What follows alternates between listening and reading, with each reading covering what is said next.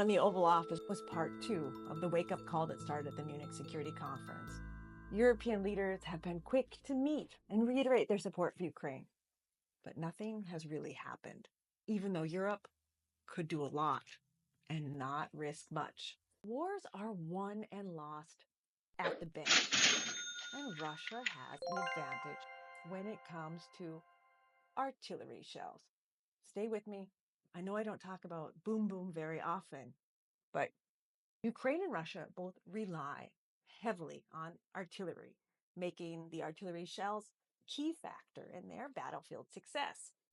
Russia has a lot of 152 millimeter shells. They've got them stockpiled and they can make them quickly and cheaply for about $1,000 a unit.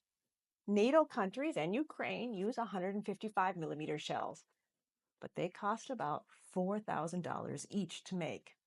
This means that it costs 4 times as much to protect Ukraine as it does to attack it.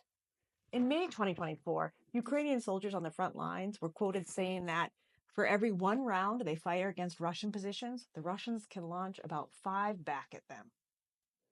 Europe can stop the discount on Ukraine really quickly.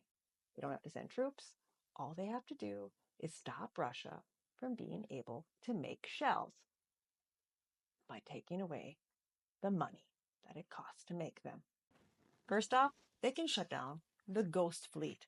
These are structurally unsound, environmental accidents waiting to happen, sanction evading oil tankers that move crude oil through international markets for Russia. The EU can also shut down gray zone imports and stop Russia from bypassing sanctions by having luxury goods delivered to third-party nations.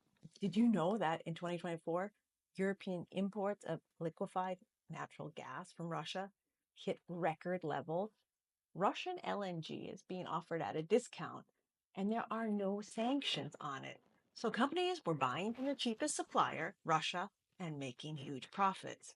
So it might be better to cushion the increase in energy costs with subsidies and close this loophole. In the short term, there's over 200 billion in frozen Russian assets that Europe can use to cover subsidies, fund Ukraine's defense, and later its reconstruction. Europe doesn't need to focus on what the US is or isn't doing or what NATO can or can't do. If Europe just does the math, they'll see that they can do a lot more than they think, but they haven't done the math yet, and Russia's banking on it.